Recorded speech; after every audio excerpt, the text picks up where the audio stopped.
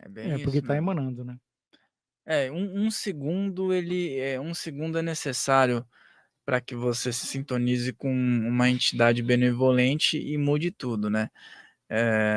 Isso aconteceu recentemente comigo, né, na estrada, tal, e veio logo uma roupagem em volta do carro, assim, quando eu me sintonizei com uma certa, entidade. E assim, é aquela coisa, a gente precisa ter apenas a percepção, né, quando a gente vai tendo ensinamentos, vai tendo práticas, né, percepções específicas. E até aquele caso do Divaldo, né, que tem no filme, tem o tempo todo ali tentando Maravilhoso. prejudicá-lo e aí o obsessor ele acaba, eh, amolecendo, A mãe dele, né, né, que a mãe foi pro orfanato a lá, mãe né. chegou como uma criança lá e o Divaldo acolheu, né. Ele falou: "Você vai ajudar essa criança?" "Vou, mas ela é minha mãe, vamos ajudar do mesmo jeito, né." Mas tipo assim: "Eu te odeio." "Não, mas a criança precisa de ajuda, nós vamos ajudar do mesmo jeito." Aí até o obsessor começa a chorar, fica emocionado, né. Daí ele Aí virou ele amigo fala: do "É, Divaldo. não dá." Fala: "Não dá, não dá, não dá, eu desisto. Esse cara não dá, não dá." Perguntas aqui, vamos lá, tem Vamos algumas. lá, vamos lá. O Leonardo perguntou o seguinte: existe diferença significativa entre a apometria espírita e a apometria de Umbanda? E se você indica o livro Apometria e Umbanda de Ramatiz, por Norberto Peixoto? Sim, com certeza absoluta, recomendo. Existe um pouco de diferença sim, no sentido de incorporar os guias da Umbanda, sim ou não, mas as leis são iguais para todos. O que que faz é que muda um pouquinho o jeito de atuar. Não é um padrão. É como se a gente falasse assim, ó, veículo. Veículo, tendo 4 rodas, você pode ter diversos tipos de carro. Não precisa ser só aquele. Você pode ter um Gol, você pode ter um Tesla, você pode ter os fundamentos são o mesmo, mas o jeito de atuar, um carro para velocidade é diferente de um carro de carga.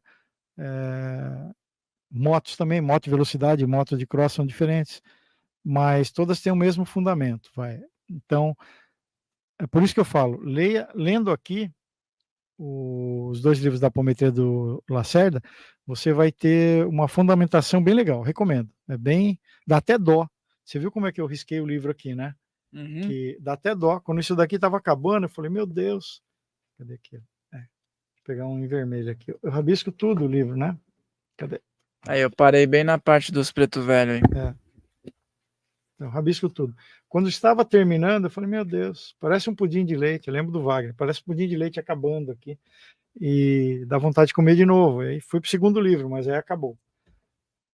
Hoje em dia tem muitas variações de apometria, demais, demais, demais, demais. Eu não cheguei a aprender todas, é lógico, nem dá. Eu aprendo uma, já surgiu 3. Aí eu aprendo mais uma, surgiu mais 2, não dá.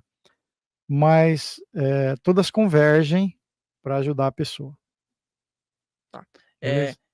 Beleza, então, o Léo Máximo, né, perguntou isso, e aí entra naquela questão que a gente conversou sobre a reencarnação, muitas pessoas que relatam, né, tem um outro livro que acho que tá ali, que é Hum. sobre uma história de um menino que ele relatou Então, se que é você der aí uns 20 minutinhos, eu falo, já dou uma passada em vários livros vamos lá, e e vamos passando o nome dos livros também. Esse último livro que foi falado, que é o livro do não. Muitas Vidas, e teve aquele outro que tem o do Lacerda, né, Do que tem Lacerda, a apometria, espírito e matéria, espírito e matéria. Ela Espírito e Matéria de José Lacerda, tá. esse é o primeiro, grossão, tá. Depois energia e espírito. Energia e Espírito também do Lacerda. Legal. Por isso que eu falo assim, se tiver Ele veio com uma muito picape diferente, hoje aí pra trazer todos esses livros. foi mesmo. Se fugir muito disso daqui, aí você desconfia um pouquinho, né, mas tem que ter isso daí, É, né. porque tem assim, a gente eu não gosto de julgar, mas às vezes a gente vê as pessoas dando nome à apometria pra algumas práticas que não condizem muito, né. É, é. Então, vou dar um exemplo aqui, disso daí que você falou. Uma vez eu estava dando aula e uma aluna lá do Rio de Janeiro, ela eu explicando, ela falou: "Ah, então eu já fazia apometria e não sabia." Então você vê o parafuso da roda do carro e você fala que você tinha um carro igual aquele. Então você olha um parafuso no Tesla e você olha no seu Fusca e você fala: "O meu carro é um Tesla", não, só o parafuso que é igual, o restante é tudo diferente, né. Ela falou: "Eu já sabia apometria", eu falei: "Como assim? Como é que você faz apometria? Você está estudando aqui, tal, tal, tal?". Ela falou: "Ah, quando eu percebo que tem espíritos, eu chamo uma nave para vir e fazer o resgate". Lacerda não falou nisso, tem que estudar isso daí. Falou: "Aqui em nenhum desses 2 livros ele fala nada de extraterrestres. Pode ser que tenha gente trabalhando com isso? Deve ter, pode ser que sim, tudo bem. Mas não é tão simples assim, vamos ver, vamos usar o controle de qualidade ali, vamos chamar médiuns clarividentes para ver se é isso mesmo que acontece. A gente não pode acreditar em tudo, nem tudo que reluz é ouro, o livro dos espíritos está falando isso, né, a gente tem que ver". Aí eu falei: "Como é que você faz? Aqui a gente demora 6 meses para aprender". Ela falou: "Não, eu chamo uma nave, a nave vem e leva todos os espíritos". Eu falei: "Bom, não aprendi isso com Lacerda, vamos ver, né". E aí aconteceu alguns casos meio complicados lá, ela não conseguiu resolver, aí ela pediu para eu resolver para ela. Eu falei: "Ó, mas uai, os extraterrestres não podiam levar esses espíritos também, né?". Então, Às vezes as pessoas, não dá pra ser tão intuitivo o negócio, né, se tem um fundamento aí, tem que seguir, né. E beleza, eu acho que é importantíssimo as pessoas terem um pouco de pé no chão também em relação é, às coisas, né, em relação às técnicas. A Volta, né, esse livro vamos lá, vamos lá. vamos lá, eu achei É, interessante, eu já tinha ouvido essa história, só me veio na mente, mas quando você comentou foi mais vívido. é, então, deixa eu voltar um pouquinho lá atrás na nossa conversa, falar da minha experiência, como que eu cheguei nisso, né. Então, li o Livro dos Espíritos com 14, 15 anos e queria provas de reencarnação. Comecei a colecionar livros, filmes, então, o primeiro filme que eu tive conhecimento na época, falando de uma prova real de reencarnação, é esse daqui, ó, A Reencarnação de Mânica. É um filme bem antiguinho, que é uma história real de uma menina da Índia que ela se lembra de ter vivido lá, e ela dá detalhes da família que ela vivia, tudo mais, e vão lá e comprovam isso. A Reencarnação de Mânica. Mônica é o nome da menina, Esse livro, tá. será esse filme, será que tem na internet pra Tem, ver? tem, esse aqui é em DVD, ó, tem na Deve internet. É Versátil Video Spirit, Versátil, que fabrica. É bem antiguinho. Então ela vai, ela conhece os nomes das pessoas da família, os parentes, ela reconhece a pessoa, o lugar onde morava, tudo. E tem muitos que mostram sobre isso, né. E com o tempo eu fui adquirindo um acervo ali de filmes e livros, e aí por isso que eu falei em ser útil para outras pessoas. Toda vez que eu ficava conhecendo alguém que perdeu um parente, eu ia lá, já me voluntariava, tirava cópia, tirava xerox, cópia do filme, era VHS ainda. Eu tirava 2 videocassete, lembra? Play de um lado, REC do outro, 3 fios lá, o RCA, amarelo, branco e vermelho. 1 hora e meia para tirar uma cópia de um filminho desse, e eu mandava 4 filmes, demorava 6 horas para tirar uma cópia e mandar para alguém de presente. Sempre dando de presente, nunca vendi. Aí inventaram o DVD, falei: "Maravilha, DVD, tirei uma cópia em 5 minutos". Aí consegui uma duplicadora profissional de 10 filmes a cada 5 minutos. Bom, aí comecei a tirar cópia para todo mundo. Falei: "Pô, legal". E livros também, tirava xerox. Aí, montei um site. Esse site ficou desativado um tempo, até as últimas lives que eu fiz eu falei que estava desativado, nós reativamos. Chama vidaaposamorte.com.br. ainda tá, agora tá Tá ativo. agora, tá ativo lá, meu irmão Ivan que vidaaposamorte.com.br e nós temos uma ONG, então vidaaposamorte.org.br, tá. E aí nós começamos a disponibilizar lá, tem alguns filmes, livros lá que a gente indica, tudo. E como eu percebi que tinha muito material e distribuía isso para os outros, eh, eu percebi como que é importante você se basear em fatos reais, não só na religião. A religião ajuda muito, mas aqui, por exemplo, não tem religião nenhuma aqui, né, na Reencarnação de Mônica não tem religião, Muitas Vidas, Muitos Mestres não tem religião, são fatos reais, feitos por médicos, né. Por exemplo, esse livro aqui, A Vida Depois da, já vamos chegar na volta, hein. A A Vida Depois da Vida, A Vida Depois da Raymond Vida, Moody Raymond Jr. Moody Jr. Esse homem é um médico, está vivo até hoje. Já troquei e-mail com ele e tudo. Ele, na década de 70, ele descobriu que muitos pacientes dele tiveram EQMs. Ouviram falar em EQMs, a experiência de quase morte, né. Hoje tem muitos canais que falam sobre isso. E ele, como médico, começou a juntar essas histórias. e divulgar. Ele falou, nossa, todo mundo, independente de religião, de idade, de sexo e tal, eles relatam as mesmas coisas. Foram para o mundo espiritual, viram os parentes que já estavam mortos, conversaram com eles, voltaram, viram um portal e tal, e escreveu esse livro. Foi um sucessaço na época, né? Aqui, ó. Mais de 13 milhões de livros vendidos, best-seller. Um livro mesmo, hein? Fizeram depois um filme, eu tenho filme também, eu não trouxe aqui, mas tem na internet, tá? Onde tem 6 pessoas que passaram pela IQM, que ele faz o filme. Não são personagens, as próprias pessoas, ele entrevista elas falando o que aconteceu, que eu vi um túnel de luz, eu fui declarado morto, o médico assinou dizendo que eu estava morto, e aí viu o mundo espiritual e voltou. Uma dessas histórias, então tem um filme, então, chamado Vida Depois da Morte, na verdade. Uma das histórias é de um homem que é atingido por um raio, que é o Daniel Brinkley, que está vivo também troquei e-mail com ele. Ele foi atingido por um raio em 1977, era um cara ruim pra caramba, briguento, era da CIA, descarregava armamento na América Central, naquela época da briga da América Central lá. Foi para o mundo espiritual, viu que era nada que ele acreditava, não imaginava, voltou com a paranormalidade, começou a ver espíritos, começou a perceber as coisas, mudou completamente. Hoje ele faz um trabalho voluntário. Então virou um filme também, chama Salvo pela Luz, um livro e um filme, Salvo pela Luz, tá? Esse eu emprestei e sumiu. Lembra que eu falei de um dos, né? Tem livro que a gente empresta e some mesmo. Vai. Aí tem essa história aqui também, livro e filme, ó. Minha Vida em Outra Vida. Você nunca assistiu isso daqui, Fael? Minha Vida em Outra Vida, De uma mulher que lembra de ter sido vivido na Irlanda. Ela viveu na Irlanda. Minha Vida em Outra Vida. É uma história real, Jenny Cockell. Ela lembra de ter vivido na Irlanda. Tem um filme, né? Tem um filme, então. Tem o livro aqui e tem o filme. Os 3, tem o filme. É muito bonito. Esse filme não é muito antigo. Não, esse daqui já é em DVD. Esse aqui foi feito em DVD. Eu lembro, não lembro muito bem, mas você falando assim, eu vi esse filme. É bem bonito. Ela vai para a Irlanda e descobre que existe a família da pessoa que ela foi na outra vida. E tem alguns filhos vivos ainda, já velhinha, de barba branca. E ela vai até lá e conversa com um dos filhos. E sabe segredos de família, né? É muito bonito. E, então, aí colecionando o livro daqui, livro de lá, eu cheguei nesse daqui, A Volta. Vamos lá. A Volta. Esse livro é a história de um menino americano que, com aproximadamente de 3 a 5 anos, ele começa a ter lembranças de ter sido um piloto da guerra. Ele dá o nome do avião que ele pilotava, o porta-aviões de onde saía. A gente pode fazer um dia, vir aqui falar só sobre isso. Que eu tenho as imagens, né? Eu falei para vocês. Tem que fazer um filme desse negócio aqui, porque é muito bonito demais aqui. E o pai dele é evangélico, falou, não acredito em nada disso.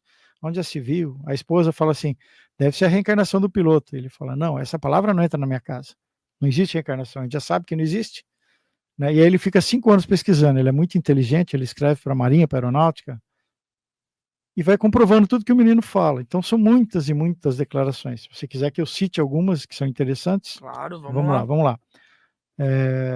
Primeiro, o menino, quando pequeno, ele está tendo pesadelos, a mãe chama o pai, mostra e fala, olha, o James está tendo pesadelos. E ele falando explosão, bomba, não sei o quê, sendo que nem assiste televisão.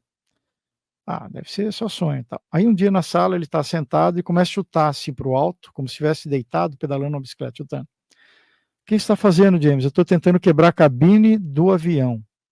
Que avião? Que explodiu. Que avião que explodiu? O que eu estava pilotando. Como que você estava pilotando? Né? E aí aí o pai dele se aproxima, ela chama, vem cá, o Bruce, chama Bruce Leninger, o pai. Vem aqui, olha o que o James está falando, que ele está pilotando um avião que explodiu. O que aconteceu? Aí ele fala, estou pilotando um avião, o avião explodiu, a ponta do avião, bem na hélice, ela explodiu, e eu estou tentando quebrar o vidro da cabine para eu pular. Nossa, que fantasia, né? Criança, 3 a 5 anos. E o pai pega e começa a anotar tudo. Mas que avião que é esse? Como que era o seu nome? Ele fala, meu nome era James. Não, hoje seu nome é James. Mas o pai vai anotando tudo isso. Não, naquela época eu também chamava James. Tem alguém que você conhece que, naquela época, ele dá o nome de um outro piloto, nome e sobrenome. O pai anota. Aí fala, e que país que você era? Ele fala, eu era americano. Bom, mas você vive nos Estados Unidos hoje? Então o pai ficou assim em cima do muro. Será que é? Será que não é? Será que é fantasia? Mas vou anotar tudo. E de onde que saía esse avião? E aí o menino fala assim, saía de um navio muito grande, era um porta-aviões, né? Que ele chama Natoma. Aí o pai fala, mas Natoma é nome de japonês, nunca vai ter algo americano com esse nome. Aí já existia o Google, o pai lá, foi em 2005 ou 2007 que aconteceu isso, se eu não me engano. O pai vai lá pesquisar e descobre que tem um porta-aviões chamado USS Natoma Bay, tem a foto dele. Aí, caramba, aí ele fala assim, bom, os Estados Unidos se mete em todas as guerras, né? Então é muito provável, pode ser verdade que alguém foi piloto para os Estados Unidos, né? Mas lutava contra quem? O menino falou, contra os japoneses. Bom, beleza, verdade. Segunda Guerra Mundial teve contra os japoneses. Mas até que ponto ele sabe ou não sabe, né? E o USS Natoma Bay, o pai vai pesquisar e descobre que existe. Como que ele sabe disso? Nem eu sei disso, não está escrito em nada aqui em casa, como é que ele fala isso? Aí ele começa a investigar mais. E o menino só fazia desenhos com porta-aviões, tiros, essas coisas, né? E aí ele pergunta, você lembra o nome do avião que você pilotava? Ele fala, sim, eu lembro, era um Corsair. O pai nem sabe o que é isso. Corsair, vai pesquisar na internet, existia um avião chamado Corsair. Será que tinha nesse porta-aviões? Tinha. Mas não é possível, esse moleque, né? Batendo E ele vai, tudo, tá né? batendo tudo. Aí ele vai e ele pede o nome dos pilotos do porta-aviões para ver se ele descobre alguma coisa. Até então o menino falava que o nome dele era James, mas falou, mas James é muito genérico, não tem o sobrenome? Não. Ele não lembrava. Também, né? Uma criança de 5 anos lembrar tantos detalhes, né? É. Hoje ele não lembra de mais nada, tá? Hoje ele já tem 20 e poucos anos, ele não lembra de mais nada. Ele falou, se não tivesse feito essa pesquisa naquela época, hoje eu não lembro. Ficou tudo gravado, né? Aí ele desenha foto de aviões, navios, bombardeios e tal, e ele escreve assim, para o papai de James 3. Aí o pai um dia saca isso, percebe, por que você coloca James 3? Ele falou, porque eu sou o terceiro James. Como assim? Ele falou, o pai do piloto era James, ele também, e eu também sou James. Aí o pai tem a lista de todos os pilotos do Natoma Bay, né? E ele vê que tem vários James lá. Fala, não dá para não ficar entrevistando um por um, né? Vai ficar ruim. Mas aí ele fala assim, agora eu vou tentar descobrir o nome dos pais dos pilotos que se chamam James. Acho que tinham 6, se eu não me engano. Só tem um que afunilou. Primeiro foi para 6, né? Sei lá, de 100 foi para 6. De 6, um só que tinha o pai que chamava James. E aí é o nome. James Houston, o nome do pai, né? E o nome do menino, James Houston Jr. Entendeu? Essa é a foto real dele. E conseguiu garimpar isso. É. Mostrar pro pessoal aqui. É.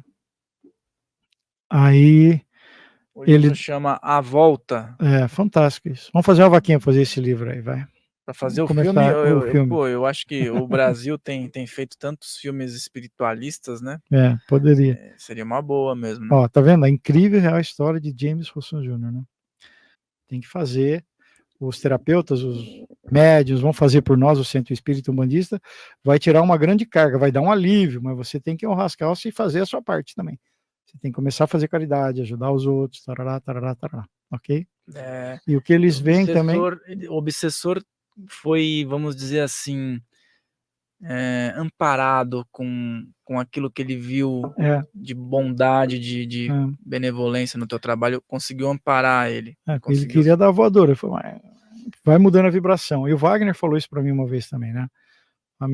Numa palestra lá em Suzano, um melhor mecanismo de afastar obsessores é mudar a sua vibração. Como assim? Porque, ó, vamos colocar como se a nossa vibração fosse aqui assim, ó. Nós estamos aqui, digamos, e o obsessor está com a energia aqui embaixo. E, então a gente pode imaginar que a energia da obsessão é como se fosse uma água. Se você está com a sua vibração elevada e o obsessor quer te atingir, por isso que eles não atingem, às vezes, em determinadas situações da vida. Só a hora que você baixa, guarda aí. A hora que você baixa na depressão, na tristeza, na angústia, na raiva, vontade de tirar a própria vida, você baixou. Aí você chega no nível dele. Então é igual a água, um caninho com água do obsessor. Se você estiver no nível dele, a água dele chega em você. Então chega você aqui em cima, não. Não dá para bombear aqui em cima, entendeu? Então tem que orar e vigiar e cuidar dos pensamentos para não baixar a... O vigiar e orar nunca fez tanto sentido agora. Exato. Né? Vigiar os pensamentos, raiva, ódio. E a gente fala muito na apometria isso, que é a parte de obsessão. Tem auto-obsessão que você mesmo se prejudica. Manifestação exacerbada da própria vontade. Tem essa frase lá. O que é? Você se empolgar demais por conta de alguma coisa, de política, de futebol, de sexualidade, de ser nordestino, não ser nordestino, de ser rico, de ser pobre, e você fazer coisas violentas em nome disso, ou não fazer, só manifestar isso. A hora que você manifesta essa raiva, exala tudo. E nós somos igual uma emissora de rádio, você vai atrair o que você emanou. Vai escutar pagode quem gosta de pagode, vai escutar música gospel quem gosta da música gospel. Então vão vir na sua direção o que você emanou. Você não vai querer dar tiro, faca, machado, e vai vir Madre Teresa Calcutá na sua direção. Então, orar e vigiar. O que eu estou emanando? Eu gosto de brincar com uma frase assim. Não tem aquela frase, me diga com quem andas que eu direi quem tu és? Então, aí soprar no meu ouvido assim. Me diga o que tu pensas, que eu vou dizer quem são suas companhias espirituais. Lembre-se de deixar o seu like aqui nesse vídeo, de se inscrever nesse canal, e se você gostou desse corte, o episódio completo está aqui na descrição. E também se inscreve lá no nosso canal oficial, Filhos do Todo, para você acompanhar as outras entrevistas. Farrell Molina falando, um grande abraço.